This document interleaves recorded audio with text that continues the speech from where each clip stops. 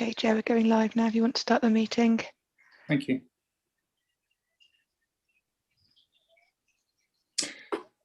Good morning. Good morning, everyone. Happy New Year to everyone here and watching online. Welcome to the East Devon District Council's Consultative Asset Management Forum meeting on the 5th of January 2022. I am your chair, Councillor Paul Hayward. I'd also like to welcome anyone watching the meeting via the live streaming. Based on a decision of Council, we will continue to hold virtual meetings until the 11th of May 2022. I would like to remind both members and public watching or attending that this meeting has delegated much of its decision-making to our senior officers. I remind members that the Code of Conduct applies throughout this meeting, and we also reserve the right to remove and disconnect any participant who is disrupting the meeting by whatever means. Please turn off any telephone devices or put them onto silent. In the event of a break in the internet connection, please bear with us as we will try to reconnect. After 15 minutes, if we are not able to reconnect, we will consider the meeting adjourned and reconvene at a later date. If you wish to comment, please raise your electronic hand and wait to be called. We'll now start the meeting as usual by doing a roll call of forum members here present. Over to you, Alethea. Thank you. Okay, so Councillor Arnott. Present. Councillor Hayward. Present, thank you. Councillor Ledger. Present, thank you, Lee. Councillor Rowland. Present, thanks, Alethea. Councillor Pratt. Present. And Councillor Rylance. Okay, Chair, confirm that we are quorate. Thank you very much indeed. So we move swiftly to agenda item 1, public speaking, and I don't believe there are any members of the public registered to speak. Is that correct? That is correct. Lovely, thank you. So, agenda item 2, minutes of the previous meeting held on the 27th of July 2021. If anyone has any comments on the minutes, please do so by raising your electronic hand. If I see no electronic hands raised, I will take this as an indication that you all agree with the minutes of the previous meetings. And I'll just scroll through those now. That all seems fine. Okay, so we'll take those as given.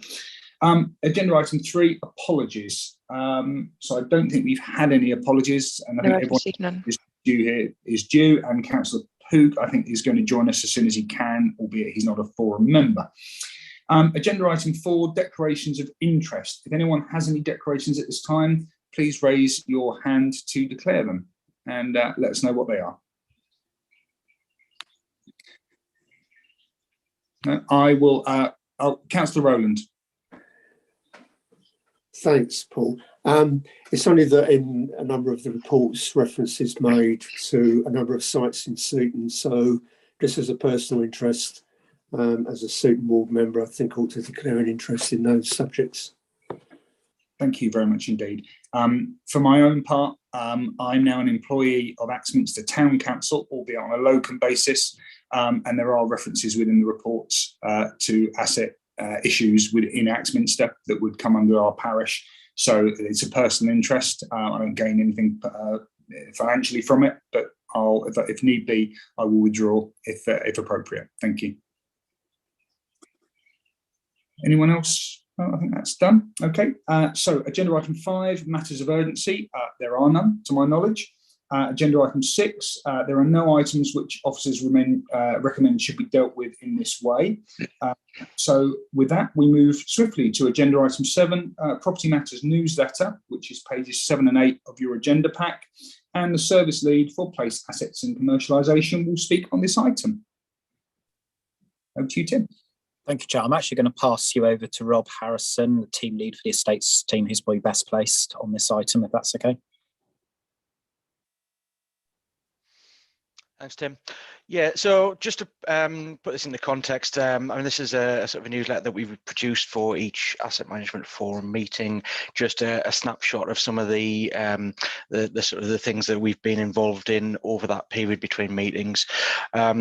Just as a bit of background to it, as a team, we currently manage just shy of 400 leased out assets. We've got a rent roll of in excess of 1.14 million, and in the financial year to date, our work has generated additional income to the council of over £50,000 per annum. Just take me through the newsletter itself. There's obviously the first story about the rent review at the clock tower. I mean, presumably most of you will be fairly familiar with the building within Connaught Gardens, quite a prominent site, and it was a relatively long-running rent review that we had, but we were able to reach agreement with the tenant and get that one settled, producing sort of a good level of increased rent for the council from there. At Manstone Workshops, we've used an area of land which was previously it was a bit of wasteland on the edge of the estate. What we've been able to do is to get that fenced, and we are in the process of marketing that to get that as let as additional workspace, so additional open storage space to generate some more income from that site. So we think that'll be quite a useful addition to that estate. We're also in the process of undertaking our annual asset valuation programme. So that's quite a big piece of work that we do every year for the council. It forms part of the council's financial statements at the end of year, so quite a key piece of work, and generally involves the revaluation of a significant proportion of our assets, so all of the big ticket items, as well as a rolling programme of things. Usually the overall sort of value of what we revalue is in the order of about £70 million, so quite a significant amount of work that we do on those. And then there's a story on there about the lease renewal for the caravan park in Seaton. Certainly, I think our two Seaton members will be familiar with that site, and that was a site which is leased to a tenant. They they obviously operated as a holiday park, and we've renewed the lease for that site, which again has produced a good increase in rent for us, and obviously secured the future of the site for the town. Any questions on the content of that one at all? Anything from anyone? No, I mean, personally, on that last item, I'm delighted, as I'm sure the Seaton members are, because that brings a lot of tourists into Seaton, a lot of tourist pounds, and helps the local economy there. Personally, I can remember staying there as the parent of a newborn when I first used to come down to the southwest to visit. So I know the site very well. But it's a good site, and I'm glad they've got some more security and tenure. Jeff, sir, you're muted, Jeff.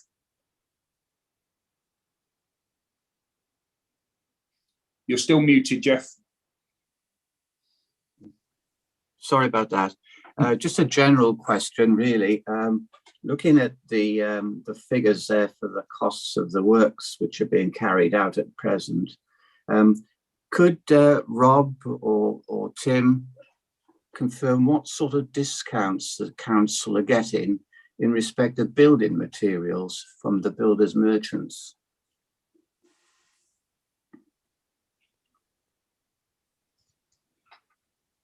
Sorry, which figures were these ones? The figures on pages 11 and 12. I don't think we've got to there at the moment, Jeff.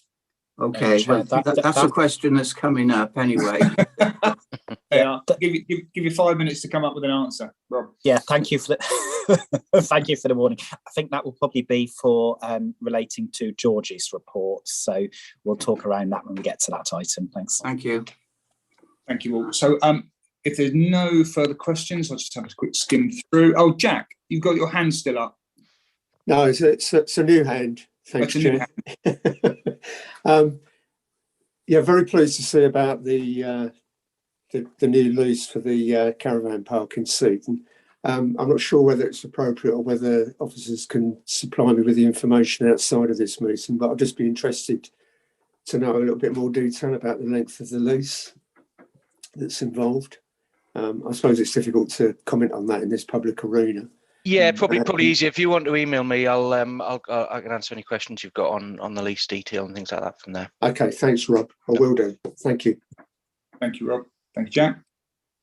Okay, well, on that item, we will then move swiftly ahead. So I suppose here, are we happy as a forum to note the newsletter and its contents? Yes. Yeah, thank you very much indeed. That can be minuted. Agenda item 8, the property and FM activities update, pages 9 to 16 of your report. Again, an update from Tim, who's going to do this one, Tim? Thank you, Chair. So yes, I will provide a brief introduction, setting the scene, I suppose, before I then pass on to George to go through the detail. So firstly, for those of you who don't know, I suspect, looking at who's here, most of you have probably all met George, but for those of you who haven't, in a minute you'll be hearing from George Pineda-Langford. He is our principal building surveyor and team lead for the property and facilities team. I think he attended the last AMF meeting, but I'm not sure if George spoke at that meeting, but he's certainly spoken at some length at the recent capital strategy allocations group meeting regarding capital build projects. So most of you will have heard him then. But I just wanted really just to sort of provide a brief introduction first to George, which I've done. And then secondly, before I pass over to George to take you through the report, just to provide a bit of sort of context, I suppose a narrative behind where we are as a property and FM team at the moment. And sorry, when I say FM is facilities management.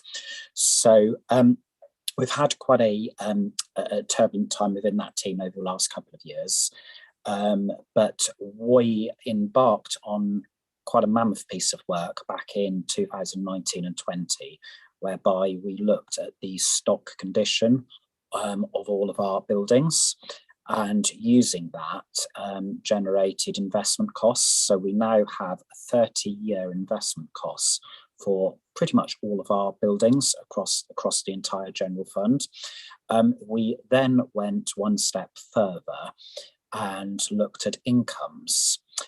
So not only do we know how much we need to invest in our stock over 30 years, but for those buildings that generate an income, which are some, but not many, for those properties, we also look at the income profile over the next 30 years. And we can determine whether over that 30-year period, there's a positive or a negative net present value. So in essence, is the property going to be costing us more over 30 years than we're going to make as an income over the next 30 years? And that information is less important, for example, with a leisure centre, where the income we get, right, the income LED gets different, but the income we don't get an income. But it's paramount where we may well be letting properties to commercial tenants. Now we need to be confident that over well, for short, medium, and long term, that the revenue we will generate will exceed the costs of our investment in those buildings. And when I say investment, it's component replacement. So it's replacing the roofs, the windows, and all of the other key elements that we're responsible for. But it also covers compliance costs and also sort of general management costs. So that was a mammoth piece of work over about 2 years. And we're now, with that information, we're in a much, much stronger position whereby we can plan much better. So we are moving as a team away from reactive works to much more planned works. The benefit of planned works is that by their very nature, they are planned. so you can do them in a different way, in a more convenient way often. You can also benefit from economies of scale. You can group certain works together, which we've not been able to do in the same way in the past. The downside, I suppose, the drawback, which certainly the majority of members in this meeting will already be aware of through other meetings, particularly the LED forum and the Capital Strategy and Allocations Group meeting, is that because we now have this data, we now know that we do need to invest quite heavily in our stock generally, but particularly over the first 10 years. So what a lot of the data is showing us is that actually the assets were performing okay over the next 30 years. However, there was a particular need to invest heavily over the next sort of 5 to 10 years, possibly because of a lack of investment in some of the properties in past years. So that's, I suppose, sort of the introduction around some of the work that we've been doing as a team in terms of changing the way that the team works, which I suppose nicely now takes me on to introducing you to George, who will take you through the relevant sections of the report, focusing specifically not only on the reactive, but also on the capital works that are already underway, and also the capital bids that we're awaiting council approval on. Chair, I can see Councillor Ledger has his hand up, so I don't know whether it would be useful for me to answer Dan's question now, or whether you'd rather we wait until the end of the report once George has spoken. I'm happy either way. Dan, what's your I'm happy to wait. I'm happy to wait. Okay, so that's me done. So yeah, George, over to you, please. Okay, good morning, everybody. Can everybody hear me? We can, George. Good. Well, I'm going to cover basically from item 1.4, okay? Just to give you a little bit of context about the team, what we do, okay? Basically, and this, what I'm going to say now is not in this report, we are a team of 8 people, okay? We have 2 building surveyors, 1 compliance surveyors, 1 property records officer, 1 facilities officer, and we have 3 maintenance technicians, okay? So in addition to that, we employ a full-time consultant, and we employ a part-time consultant as well. So basically, a team of maybe 9.5, something like that. Okay, so as an overview of what we do, that's covered in item 1.4. Basically, we cover the general state and facilities management. We cover basically building compliance, preventive maintenance. We basically deliver and manage all the reactive maintenance. Okay. Also, we keep all the documentation that comes with the compliance elements of the work that we do. We keep the information and we share it with others as appropriate, and also we do some project management, and this is in relation to capital works. Okay, and of course, with all of that comes an element of contractor management and health and safety and quality of work and so on. Okay, so in terms of compliance and planned maintenance work, there is a list over there of pretty much everything that that we need to do in each building. Okay, the list is over there. You know, it covers like fire detection, fire suppression, emergency lighting, electrical installations, water systems, air conditioning systems, lighting protection, safety equipment. The list is pretty much endless if you kind of go into the details. Also, we do a lot of reactive work, and this reactive work is either delivered by our maintenance technicians, which we have 3 at the moment, and also by contractors. Okay, so in order to save costs, we do like the less skilled work by our maintenance technicians, and then the more skilled work, like for example, electrical work or mechanical work, that goes to contractors that need to have specific accreditation for those purposes and so on. Okay, there is a list of reactive works that we do over there.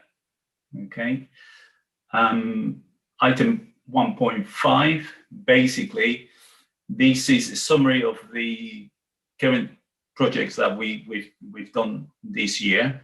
Okay, so if you look at that, we have at the bottom over there, we have a total of about £12 million worth of work, bearing in mind that there is a very big project over there, which is the relocation project, and that alone is £11 million.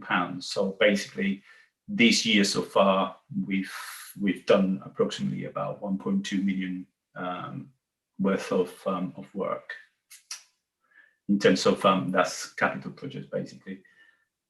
In terms of reactive work, that's 1.6. Okay, you have a list of what we've been doing.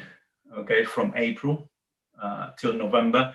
It's worth noting that this report was put together in November. Okay, so it's not kind of completely up to date, but it covers up to November. Okay, so over there you could see in terms of percentage what is being allocated to contractors and what is being allocated to our maintenance technicians. So it's pretty much 50-50. 49% on in-house and 51% by the contractors as well.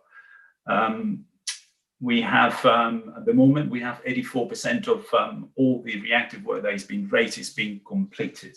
Okay, so that's that little table over there.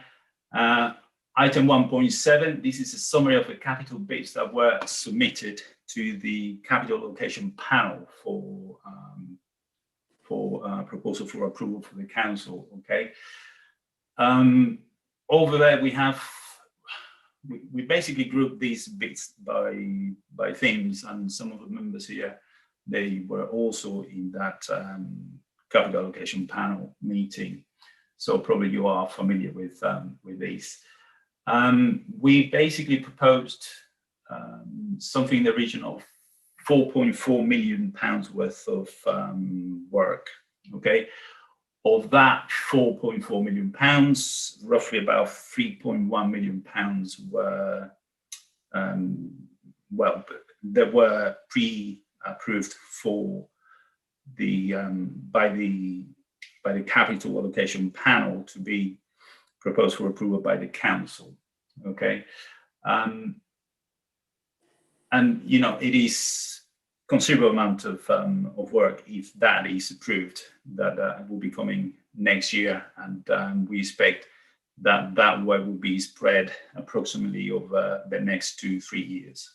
Okay, so that is basically what I wanted to cover from the report. I'm happy to answer any questions.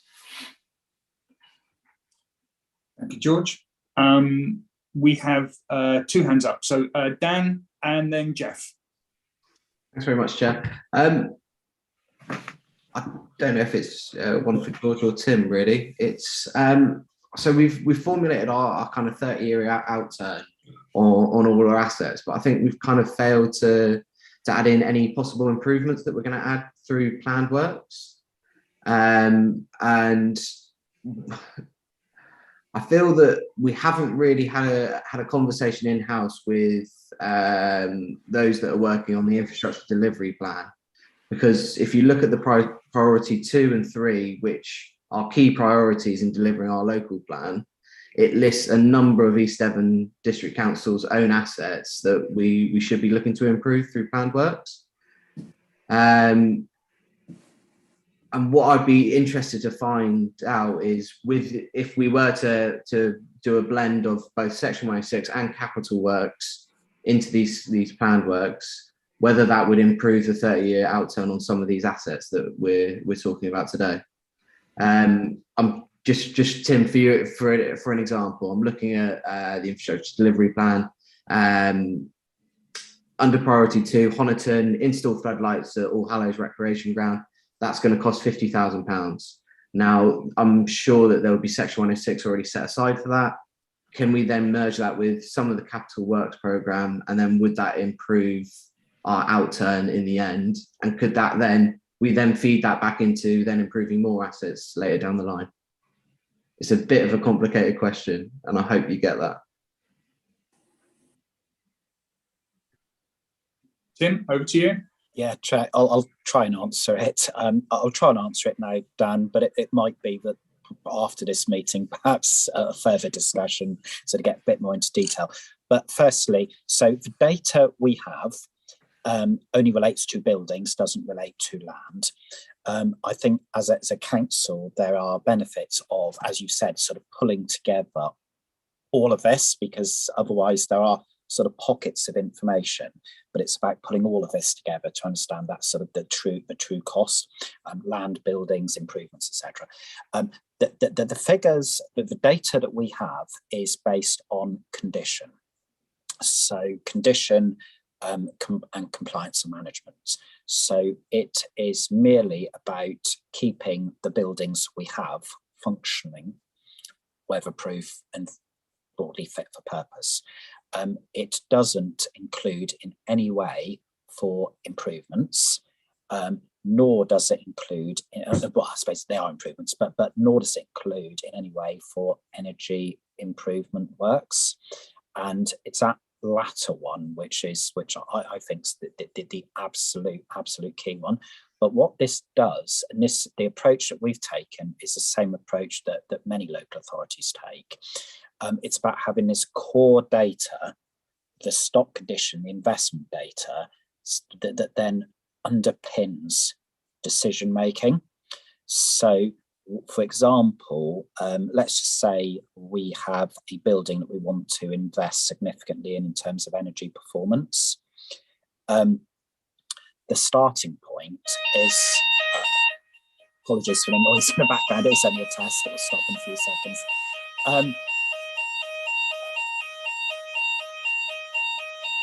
Few seconds.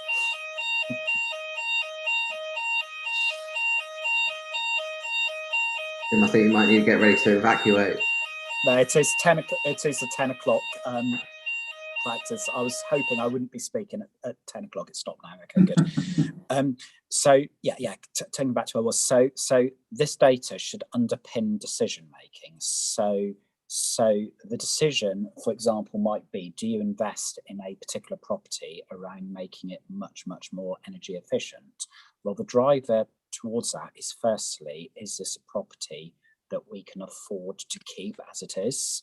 And if it isn't, is it worth repurposing the asset? So it could be that it doesn't stack up financially, but actually we're using it for the wrong purpose. So in effect, there are 3 or 4 things you could do. You could either dispose of the asset commercially, you could dispose of it through way of a community asset transfer to a parish, town or community group. You could decide to invest in it because actually it does stack up to invest in it, or you could look at repurposing. And they're basically the four sort of different strands and opportunities. So I suppose going back to your specific question around we've sort of missed we've not included for improvements. No, we haven't included for improvements, but we've intentionally not included for improvements. But using the data we've now got, the next logical stage, or one of the next logical stages, would be then to develop that data, and through a new asset management plan, look at, okay, we know these are, so we have the best performing asset down to the worst performing asset.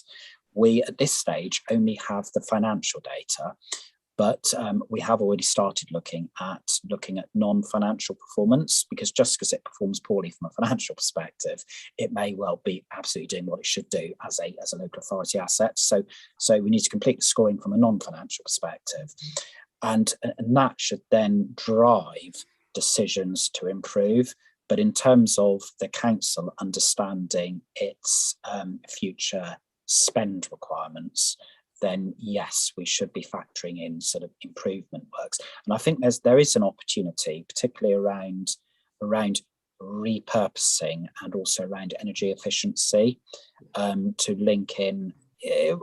It's not going to be in the vast majority of assets, but there will be some examples where potentially we can benefit from Section 106 contributions, which is something that previously we've not been able to do for our buildings, simply because we didn't have that planned approach. So it was much more reactive. So I think now that we can identify what needs to be done over the next 10, 20, 30 years, it does then enable us to sort of start planning for that. And hopefully to secure, it might only be a very small proportion, but a proportion from 106 or from other funding, which is something that we've not been able to do previously. And I know, and I think it may well have been through yourself, Dan, it's been sort of picked up before, as this is something that the council haven't necessarily been able to benefit from, not necessarily relating to buildings, but generally in terms of 106 contributions to benefit the council as a landowner. Yeah, thanks for that, Tim. Sorry, can I just come back just quickly on that? It's just, I think what my frustration is that even for things such as the playing pitch strategy, we've developed a strategy and we're in a worse position now than we were when we adopted it. And that is from us in-house not investing in our own stock and trying to develop it out. So it's just about trying to nail it down. I know that we're saying we are talking about in future years that this work will be done. It's just, can we get some timelines of when it will be done and how we're actually going to draw the strands together? And maybe that's something that we can bring a strategy forward through this forum, or on how we're going to develop it, because I'm very keen on sport and recreation and seeing those actually like flourish, and a lot of it is in our hands and how we can actually, I know we're in a tight spot obviously with our current finances, but if we can be kind of creative with our accounting, I think there are opportunities out there to actually develop it out still. I think, Chair, I think in terms of the remit of this group and the remit of my service, which relates to primarily to buildings in this perspective, I think there's only so much we can do. I think there is a wider discussion which we might want to sort of pick up sort of more widely as Cabinet and as SMT around how we pull together the different sort of pockets of work, sort of playing pitch strategy, the investment requirements on our play equipment, for example, on our open spaces, and sort of pull it all into something that we can look at holistically, which at the moment doesn't happen. So, Councillor Ledger, would you perhaps like me to take that away initially to SMT to consider how we could work something up? Yeah, please, if you can, Tim, that would be fantastic. Really helpful. Thank you. Thank you, Dan. Jeff, over to you, sir. I can guess what your question is.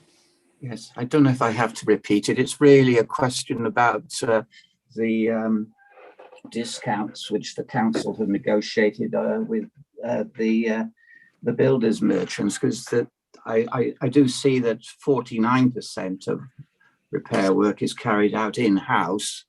So I presume it's a fairly sum of money paid out to builders merchants for the materials supplied. Have you got any arrangement with the builders merchants, and what sort of discounts are you obtaining? Jeff, just before George comes in, obviously this is a public meeting, and we are in public session, and I think it's fair to say we wouldn't want to compromise any agreements we have with builders. I understand why you're asking the question. Yes. So I suppose in a way, as chair, it's asking George to hopefully offer you some assurances without getting into any, commercial agreements, because that would be inappropriate in this forum. Yeah, Chair, maybe George could drop me a line. I think if George, which would be treated in confidence anyway by myself, I can undertake for that. If you're happy to do that, and if you could copy me in, I'd be very grateful. Yes. if that's okay with George. Yes, sure. Obviously, what I would say is that usually the discounts that the merchants offer, they are offered according to volume of the work. That is, well, volume of the materials that they buy, that the contractors buy or we buy. So at the moment, I cannot give you a figure of what the savings are or what the kind of percentage in terms of discount we get from the building merchants that we use. But what I would like to reassure you is that we do shop around. We just don't get something because we need to get it. We do shop around, especially on the expensive items. Okay, so as you know, it's worth noting that at this point. I will look into more details and would email you, okay, with perhaps details, you know, whether. But at the moment, I'm not aware of any particular specific arrangement with a specific building merchants. Okay.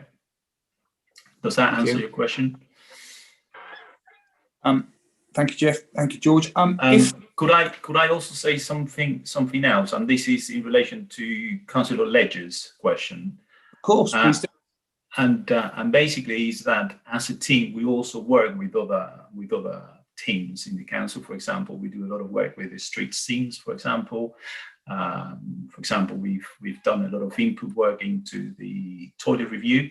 Okay, so we do work together with other parts of the council as well, and we try to plan as much as possible together as well. So it is not completely kind of silos of different people doing different things. We do collaborate with other people in the council to basically fulfill their strategies as well. Okay. Thank you, George. I mean, the Cabinet tonight is due to consider some papers where increasing costs are relevant. And I know that the Cranbrook discussions have touched on this, and certainly my own involvement with the Science Park consistently deals with material inflation.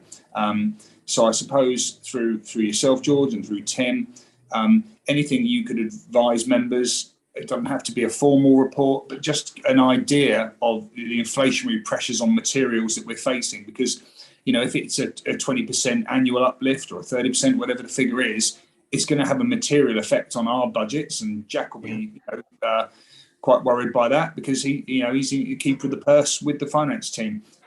So we're trying to predict what we want to do, and Tim's report covers that.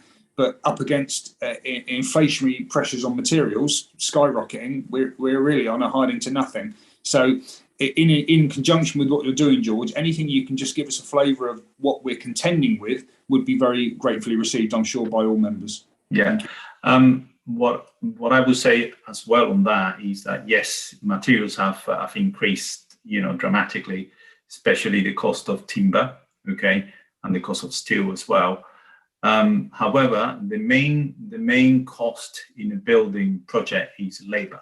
Okay, so yes, it will be affected, but compared to the labor costs, which are fairly stable, it's really, there is no comparison between labor and material cost. Okay, so just to reassure you. Thank you, George. So if I can move on to Jack. Thanks, Chair. I do have a specific question, and thank you, George, for your reports. I'll delay asking the specific question to George. I just wanted to say something in connection with what Dan Ledger also said, because I do really empathise with the point he was making.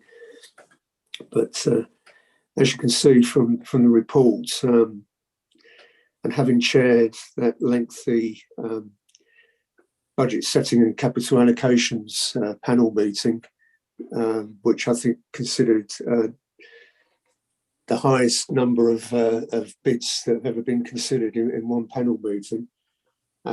the recurring theme that came out of those reports on the individual projects was the lack of maintenance over a number of years, and that's why we're facing this situation that we are with those capital bids now. So I do empathise with what Dan was saying about not just being able to maintain, but also improve certain areas.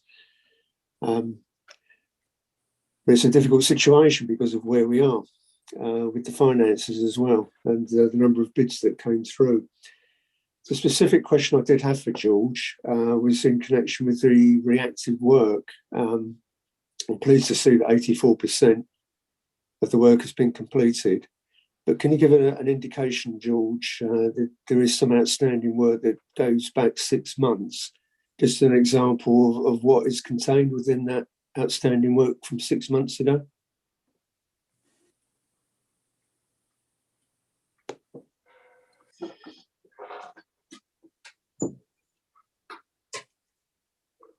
George, Tim? Yeah, just 1 second. I'm looking at the table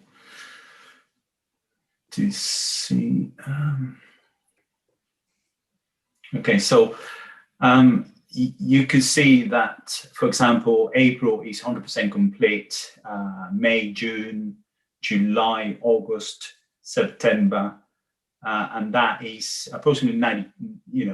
Say probably 92% complete. So there is some error margins in those percentages, in the sense that some of these work is either ongoing work or they haven't been resolved for a particular reason. Okay, I cannot give you specifics about why they haven't been resolved, and I would have to look at each individual case. And if you consider the number of reactive work that we do, I will have to go through each of them, find out why it hasn't been closed. It could be that it has been closed, like the work is being done, but it hasn't been closed in the system as well. So this is just a view from the reports that we could run in the system.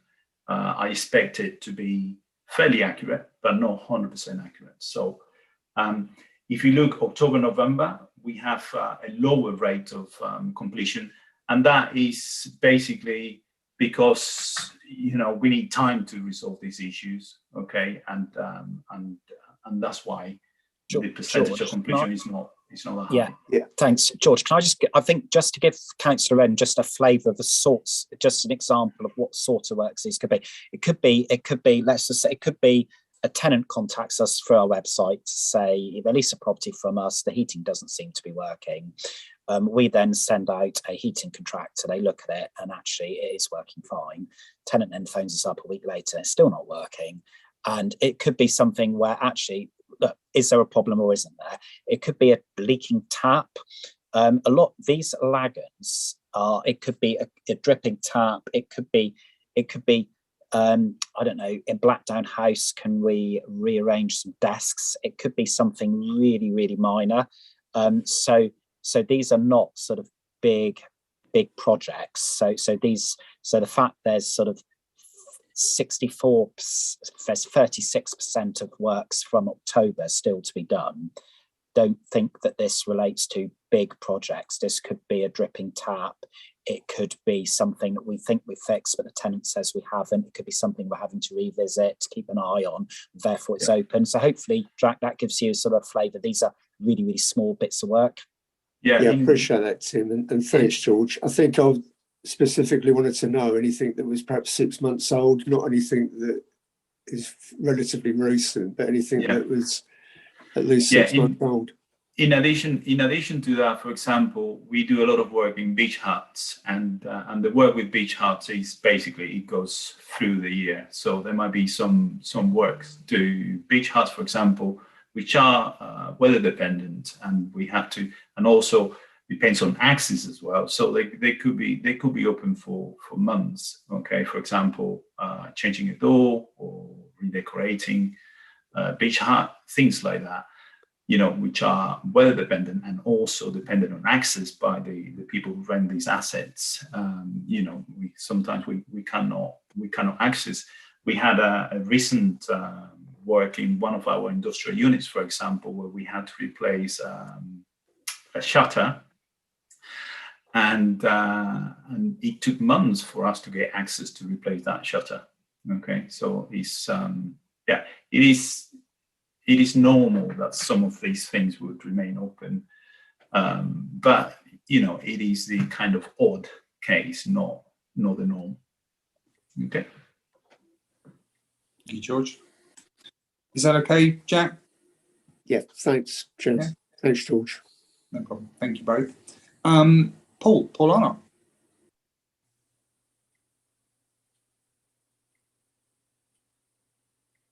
Are you there, Paul?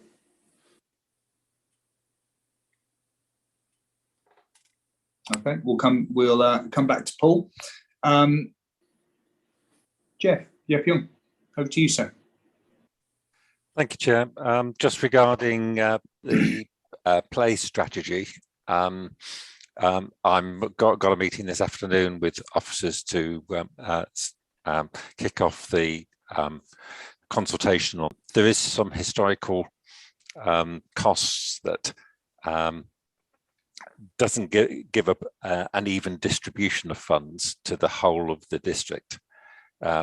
And this is going to take some years to sort out, but I want to kick it off as soon as possible.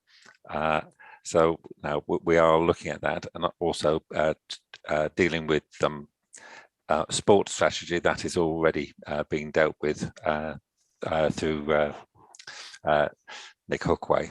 So there is work already ongoing on our play parks and our sports fields.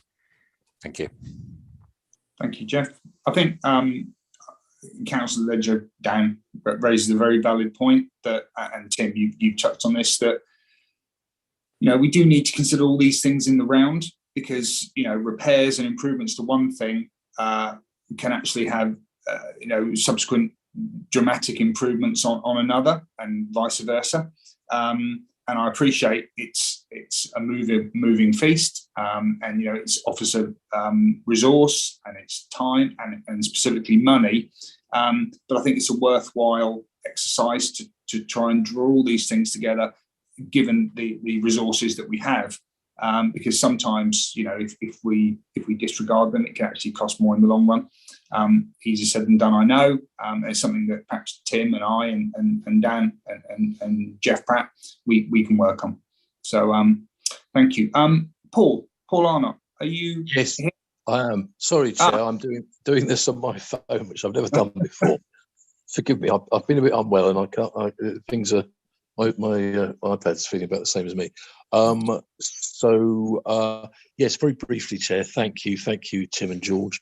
I just want to come in really behind what Jeff Pratt was saying earlier, and I suppose with the question, and it's around this issue of us as a quite high spending organisation in our own area, obtaining these discounts from in the main what will be the local building suppliers, and I'll be really interested to see the details of that. And if we haven't been achieving things like 40% discounts on, plasterboard, breeze blocks, sand and cement, whatever, bits of piping in the past, maybe we haven't. We need to be, and we should be, and we must moving forward, given how the costs are going up, because that's what every other builder will be doing. So I suppose my question to Tim is, without going into any details, because we haven't got the details, and that's absolutely fine, is do we as an entity have are we constructed in such a way that we can do these deals directly with builders, suppliers? Can we do that? And if we can't, then perhaps we should. It would be extremely simple to set up an entity that could do those deals.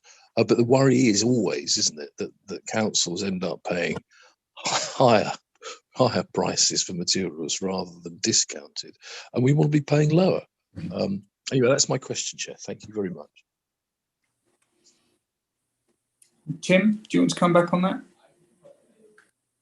Yes, thank you, Chair. So certainly on the bigger works, then we will commit. So, for example, looking at capital projects, similarly, then we will be procuring them through the necessary procurement portals, working with Devon County Procurement, etc. So there we are protected in that respect. But having said that, sometimes you're then not able to sort of be as, you're not able to be as fluid as perhaps you'd like to be in terms of sort of local small contractors, whereby you might get better packages. But nevertheless, we have to comply with the necessary standing orders and the relevant procurement requirements. I think Councillor Pratt's question may have related more to sort of the smaller works. So no, okay, so maybe the smaller and the bigger works, but certainly, so for the bigger works, then yes, absolutely. For the smaller works, one of the issues that we've had in the past is we've never known how, because it's been reactive, we've never known how much work will be given a particular contractor, because until something broke, we didn't know it needed to be fixed. So therefore, we weren't able to have quite the same sort of relationships with the contractors as ideally we might like to have in order to getting those procurement savings. But now that we are moving away, so what I'm basically saying is the more reactive work we do, the less beneficial arrangements we can have with contractors. The more planned we do, the more we're able to, because we're doing it on economies of scale, we're able to benefit from those economies, and that's what we're doing through more planned works and less reactive works. So, Councillor Arnott, have I answered your question, or did you want me to come back, perhaps following the meeting? You tempted me, Tim. Thank you through you, Can Chair. I- Thank you, Chair. Can I add to what Tim just said just now? And basically, yes, well, for bigger projects, basically this is done through a competitive tender procedure, and basically the best price is basically or the best value cost is basically achieved through the tender procedure, through the competitive tender procedure. In terms of reactive work, what I want to say is that yes, there is a volume of work over there, but compared to other authorities, it's really not much. For example, I used to work for Somerset County Council, and we used to do a lot of reactive work over there. And a reflection of that, for example, is the amount of reactive contractors that we used to have on the books, okay, because of the amount of work there was. Here at East Devon, we don't have that many reactive contractors because the work is simply not there. Part of that is because we have 3 maintenance technicians that they do quite a lot of the work, okay? But still, in terms of volume, in terms of materials we buy, I don't want to kind of give the wrong impression. Yes, we do a fair volume of work, but compared to other authorities and compared to what building contractors do, it's really not there. Okay.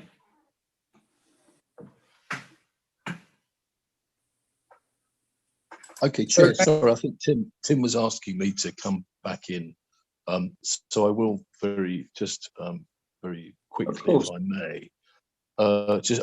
Forgive me for being a bore. I've given this analogy before, but I was involved in building this, very substantial youth centre, preschool, and scout centre in Collerton with 2 massive halls with all the sort of eco knobs on you could possibly want.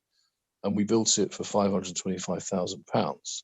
And when the experts came down from Devon County and patted us on the head for, oh, well done for doing this, and they said, well, how much did it cost? I mean, did it what over £1 million did it cost? I mean, they expected it to cost twice as much. And I think probably, having listened to what's been said today, we just need, perhaps through you, Chair, actually, hearing Jeff's interest, Jack's interest, Dan's interest and knowledge in this area, your own, Chair, as well.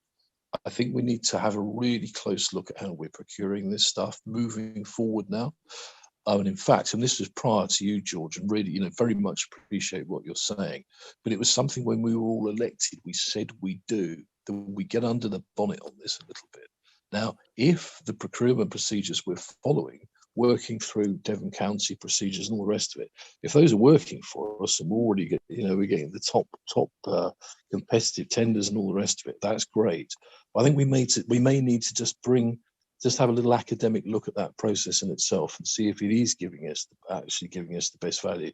And the reason is, it was desirable to do this 2 years ago. It's now absolutely necessary as we're running out of money. Thanks, Chair. Thank you, Paul. Jeff. Yeah, just a point. The situation regarding the relationship between the builders, merchants, and the council. It doesn't matter what job we're doing at the time.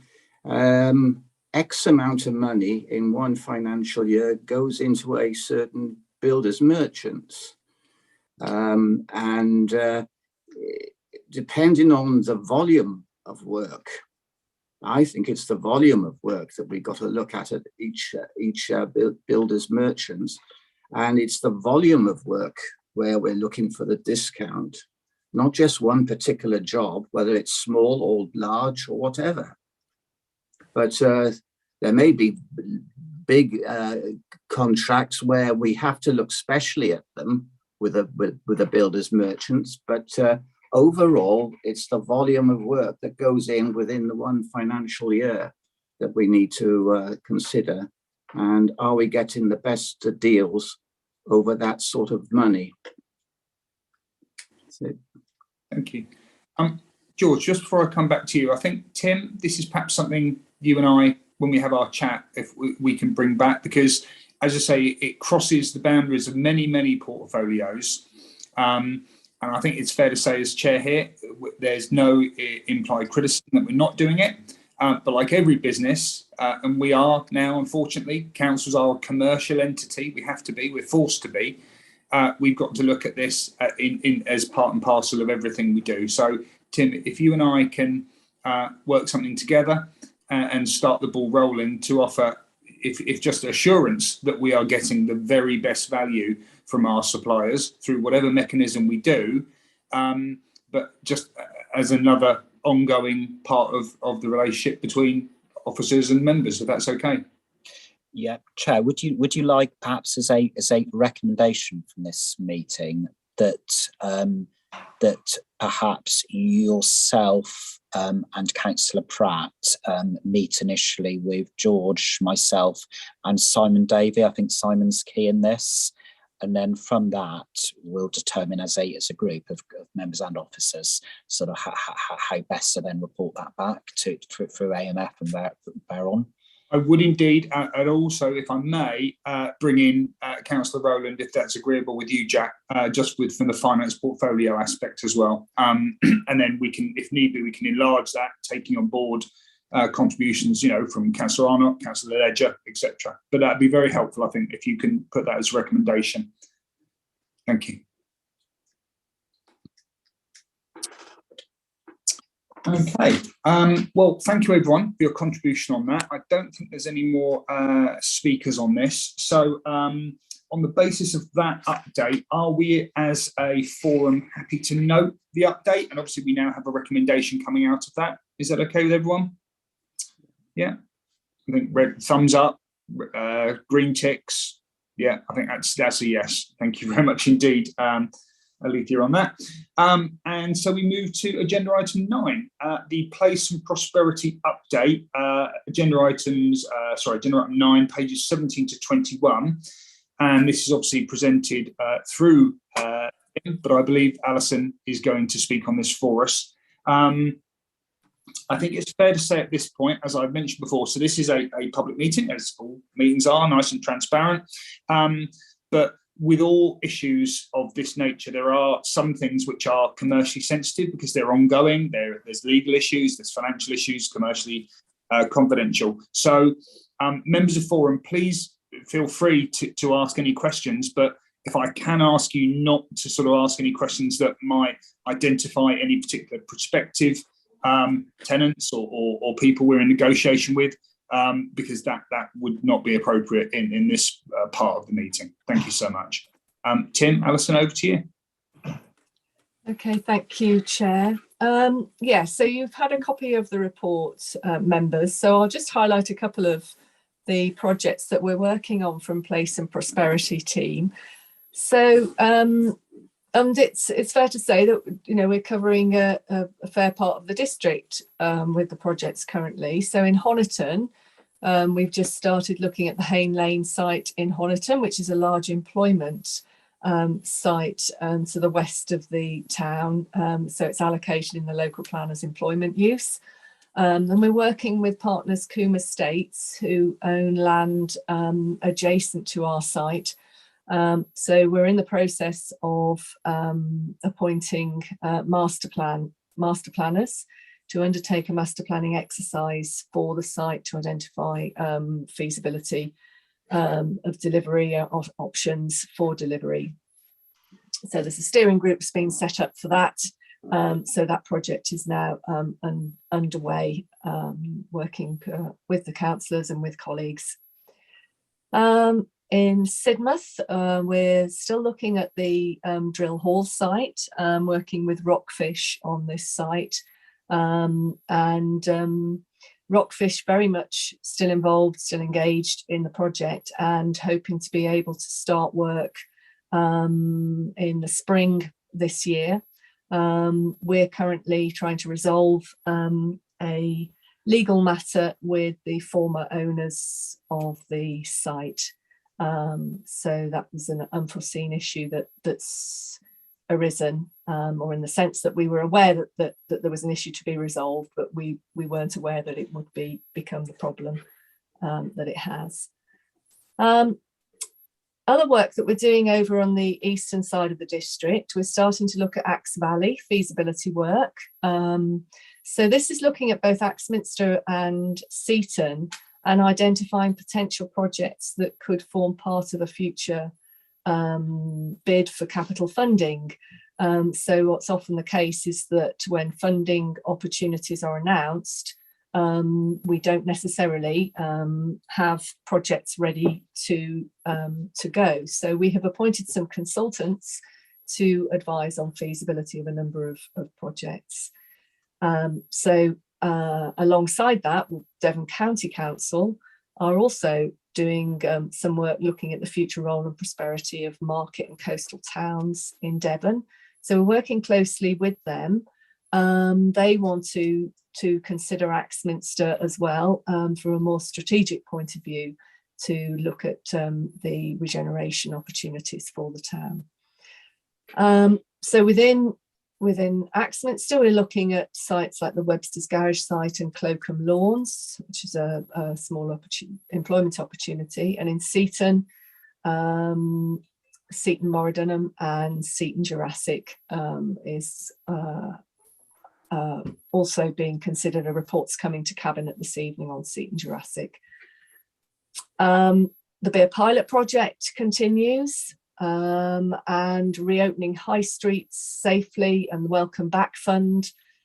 So that's been ongoing since mid-2020 probably. We started looking at the Welcome Back Fund, which has been working with various parish and town councils to identify opportunities for improvements within the towns to support the high streets and following the COVID pandemic.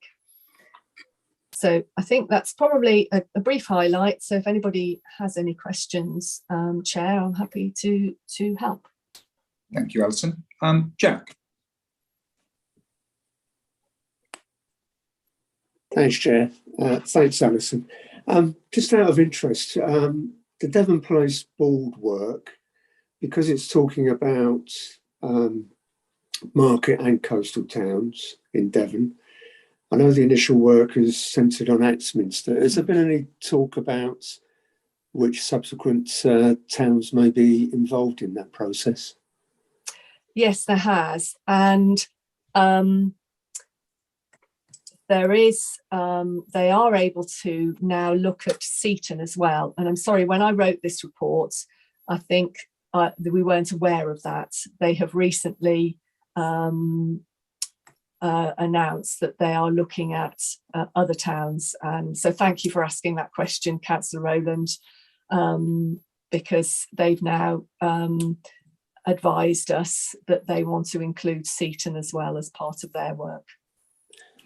Okay, thanks for that.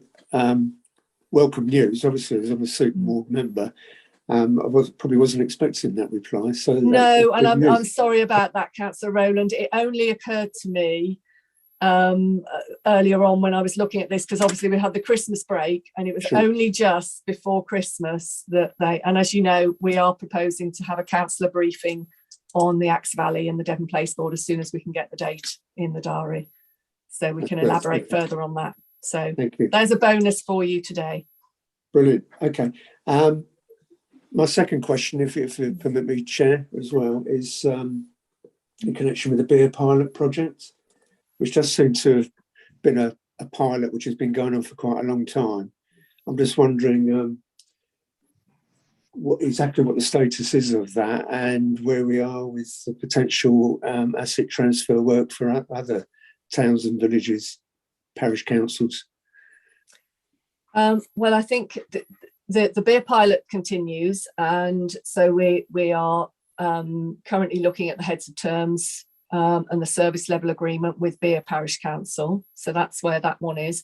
In terms of other towns and villages, I've mentioned about the community asset transfer, and we are looking at the community asset transfer policy currently. We're working with legal services at the moment on some items related to that. I think Tim is probably better placed to update on that than myself. Yeah, Chair, if you'd like me just to come in on both beer pilot and the CAP procedure, because they're both sort of semi-related. So beer pilot, yes, it's taken many years longer than anyone would have liked. I've just skimmed across my screen. I don't think Councillor Pook has been able to join yet, otherwise I'm sure would have come in on this very agenda item. So bearing in mind this is a public meeting, what can I say? I think I can say a reasonable amount on this. So with the beer pilot project, heads of terms are pretty much finalised. We are awaiting some input which is happening over the course of January between the parish council and street scene to firm up the service level agreement, which will contract our street scene service to provide certain services back to the parish council in exchange for a payment made by the parish council to ourselves for doing so. Now that SLA was a key part of the underlying business case, because the costs that East Devon incur don't automatically reduce just because we're responsible for a smaller number of sites. We still have those numbers of staff who still need to be employed to do something, and we still have the machinery and the vehicles and all the plants. So the SLA issue is being resolved hopefully over the next couple of weeks. I think there's a meeting taking place. I think it's this week between Street Scene and Councillor Pook on behalf of the parish council. And then once that, there's also been a discussion with Andrew Ennis from a car parks perspective in terms of some detail around what the parish council are proposing to use the I think it's Be Ahead car park, the grass car park on the hill at the front. And once both those two issues are finalised, which should be over the next couple of weeks, there is then intended to be a meeting with chaired by the parish council whereby the public will be invited to feedback on those heads of terms that have been agreed. And Councillor Hayward, myself and a number of my officer colleagues would be attending that meeting. And that will be the final the final stage in terms of ourselves as a district council, understanding whether the support exists within the village for the transfer to take place or not, and will then dictate what the next steps are.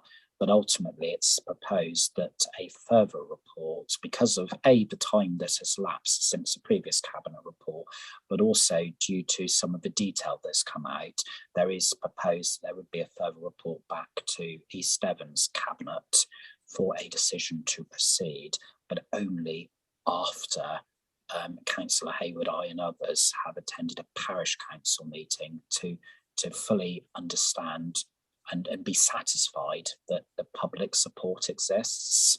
The question asked about, well, it being a pilot and it's taken so long, yes, and I think what the pilot has shown us is how complex these types of transfers are, and the need to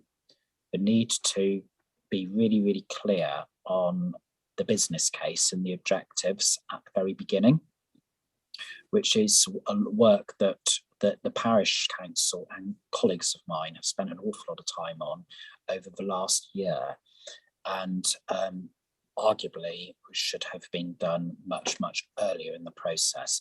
And indeed, within the draft community asset transfer procedure, which we're waiting to have adopted, it brings all of that work, that due diligence, to the very beginning of the process, which is absolutely right. Which then takes us on to where are we with the community asset transfer procedure. So we went out to consultation last year. Consultation responses came to AMF. There is general support to cabinet. We have, as officers, Henry Gordon-Lennox has reviewed again on drafting of the latest cabinet report, and there's a feeling that some of the wording around the decision making could just be tidied up ever so slightly. So there's a revised draft that's now circulating with officers, which will then come back to Councillor Hayward as portfolio holder, and then back to cabinet over the coming months to get a procedure finally adopted, which is I think what we all want, and learning from the experiences of beer pilot. Is that okay, Jack? Thank you. Paul. Thanks, Chair. I'm terribly sorry. I got waylaid for about 30 seconds on another call, and I came back in paying attention. I heard Alison and Jack seeming to say something about Seaton, and I just wonder, Alison, could you just tell me what that news was again? Because I kind of missed it. Yes, it relates to the Devon Place Board work that Devon County Council have been working on, and they have recently announced that they were initially going to have 5 pilot towns as part of that case study, with Axminster being one of them, but they've extended that now. I think it's to 8 towns, and Seaton is going to be included in that study as well. So there'll be more information coming forward on that, and that's where we're arranging a briefing meeting currently, where we can go into that in more detail. Obviously, we've always known about Axminster since last summer, but it's now Seaton as well. Lovely, thank you so much. Thank you very much. I suppose I was going to make a comment about levelling up funds and driveways, but I won't. I'll move on. Thank you, Alison, for your report.